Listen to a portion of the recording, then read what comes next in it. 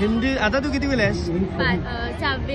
6वीला आहे ना, बरोबर. तुला मग 5वी पासून हिंदी होती ना, हिंदी होती. जर तुला पहिलीपासून हिंदी असती तर तुला ते जमलं असतं का? कारण इंग्रजी पण मराठी पण मग हिंदी पण त्याच्यामध्ये. मग तुझ्या डोक्यावर थोडंसं असं वाटलं असतं का कुठेतरी हा ताण येतोय म्हणून?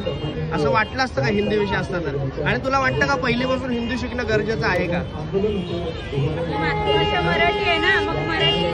कारण तुला इंग्रजी आणि मराठी याचाच अभ्यास करता करता नाकी नऊ येत असेल आणि त्यात तुला जर का पहिली म्हणजे तुला तेवढं हे नाहीये, म्हणजे बोलतात ना की तेवढं तुला ती भाषा म्हणजे समज. आता तुला जर का सांगितलं बंगाली भाषा शिक, आता लगेच 6वीला आहेस तू, आता तुला सांगितलं बंगाली भाषा शिक, तर तुला ते एकदम हे पडेल. मग पहिलीच्या मुलांचा आपण विचार केला पाहिजे की नाही, की पहिलीच्या मुलांना मग 3 भाषा एकाच वेळेला कशा आपण शिकवणार?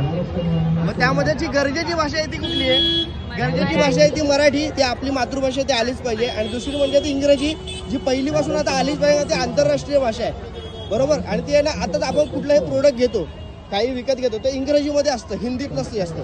तर ते कळणं गरजेचं आहे त्यासाठी. कारण काही प्रोडक्ट जे असतात ते बाहेरच्या देशातून आपल्याकडे येत असतात. मग ते ओपन क्लोज ह्या गोष्टीचं कळलं पाहिजे, त्यामुळे इंग्रजी गरजेची आहे. मग आपण काही लोक बोलतात मग हिंदी का नाही गरजेची? हिंदी तर आपली भाषा आहे, पण हिंदीत असं लिहिलेलं नसतं ना ओपन क्लोज कुठल्या प्रोडक्टवर.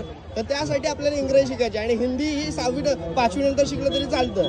तर त्यामुळे लहान मुलांच्या डोक्यावर कसा परिणाम जास्त नको व्हायला म्हणून आम्ही सक्ती करतोय की हिंदी शिका. आपण 5वी नंतर मुलं थोडं मॅच्युअर होतात, तर तेव्हा हिंदी असेल तर मग थोडं कसं ठीक वाटतं, म्हणजे ते तयार असतात, प्रिपेअर्ड असतात 5वी नंतर. त्यामुळे राजसाहेबांनी आता हा विरोध केलाय की तुम्ही जे शिकताय ते 5वी नंतर जे होतं तसंच ठेवा, कशाला पहिल्यापासून ठेवताय?